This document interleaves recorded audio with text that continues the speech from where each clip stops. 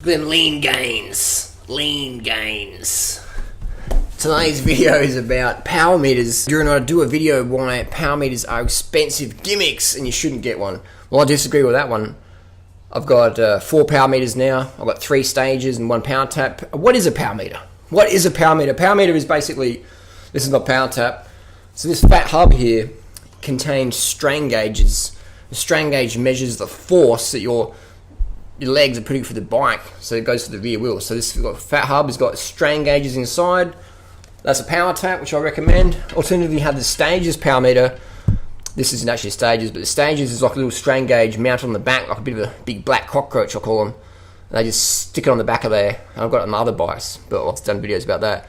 So why do I use this power meter? Why do I recommend power meter? Power meter is a great way to train for anyone regardless of fucking fitness. Anyone regardless of fucking fitness. If you're a total noob, learn to ride a bike again after a 30-year break or whatever, or want to get a pro contract or whatever, power meter is going to help you get your goals because it shows you what you're actually doing.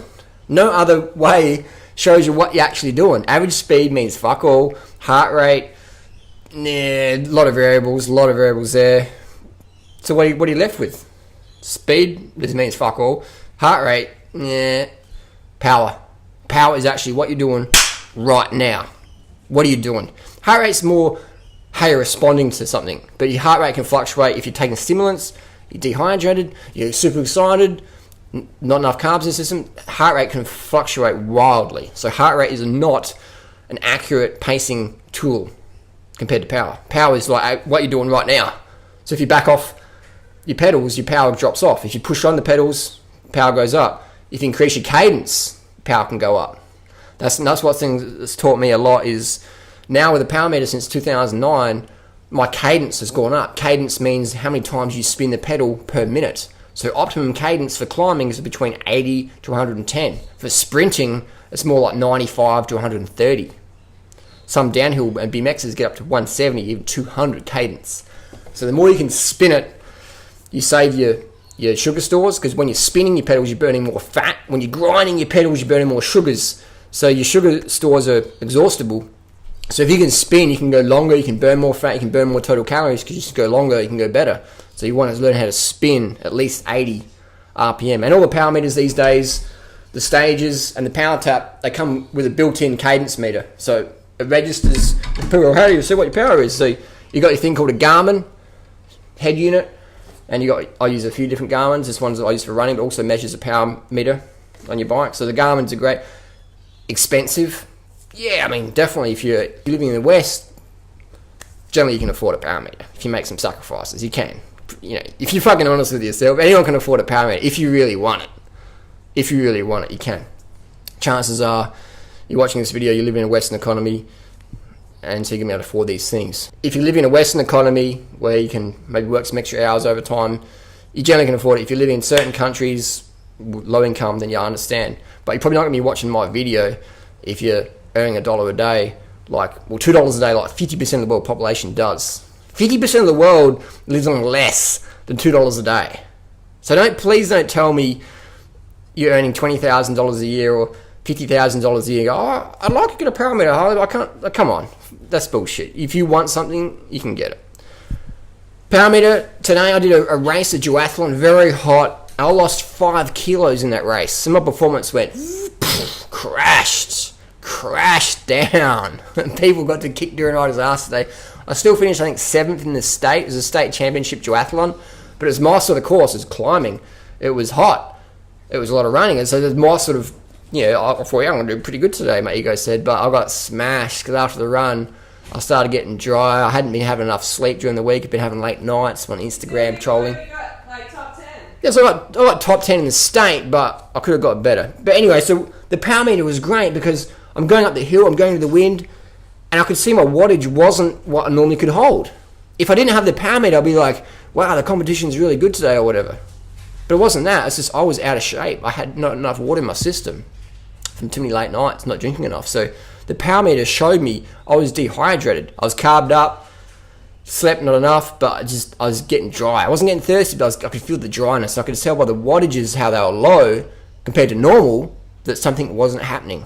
So that was a powerful tool today. If without a power meter, it would have been I would have struggled even more today because I understood what happened straight away. I go, I can't hold my watts.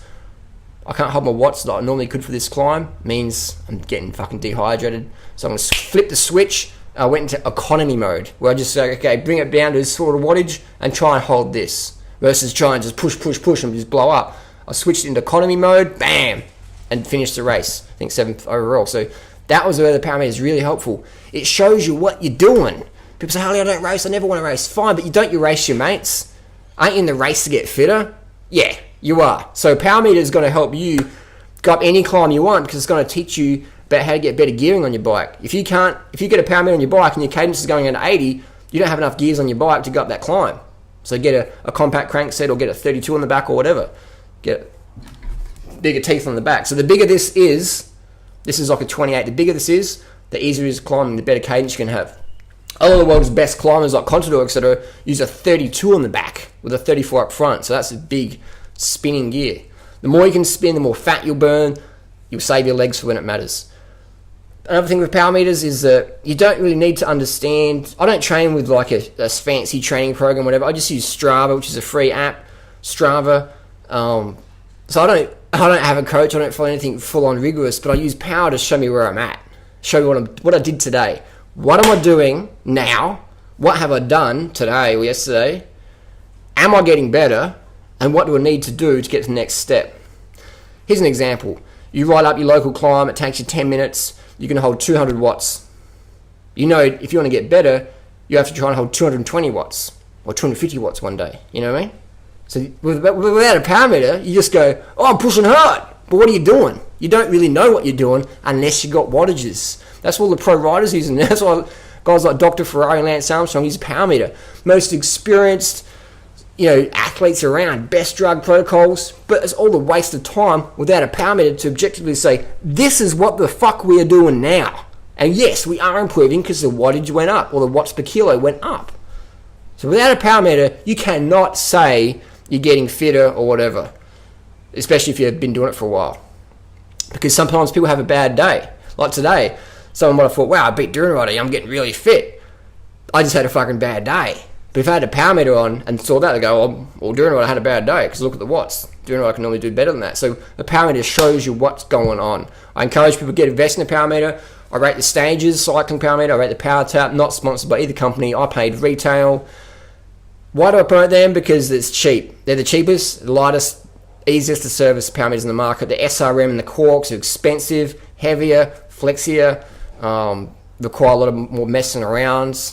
So they're good products. They're excellent products, SRM, Quark, etc. But in 2013, almost 2014, why are you going to spend so much money for essentially something that you can get almost 25% of the original price, like Stages or a Power Tap? Why are you going to spend $4,000 or $2,000 for Quark or SRM when you can spend $700-800 and get a Power Tap or Quark? You got too much money, maybe. But then maybe buy a power meter for someone else.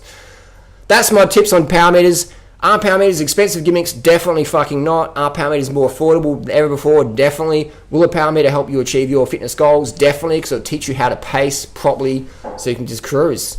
I went out with a friend the other day. She's like, I've never been up Norton Summit. I'm like, we'll get you up Norton Summit, guaranteed. Norton Summit, for those who don't know, it's a 5.5 kilometer climb, about 5.6% gradient. So it's a decent climb. She would get to this first 2K and go, turn around, go home. We went out there. I said, just ride next to me. And I just picked a good wattage. I knew that she'd be able to comfortably get up the climb. At the start, she's like pushing big watts. I'm like, no, back it off. Hold my watts. Just sit next to me. Got up the climb easy. Next few days, out there again.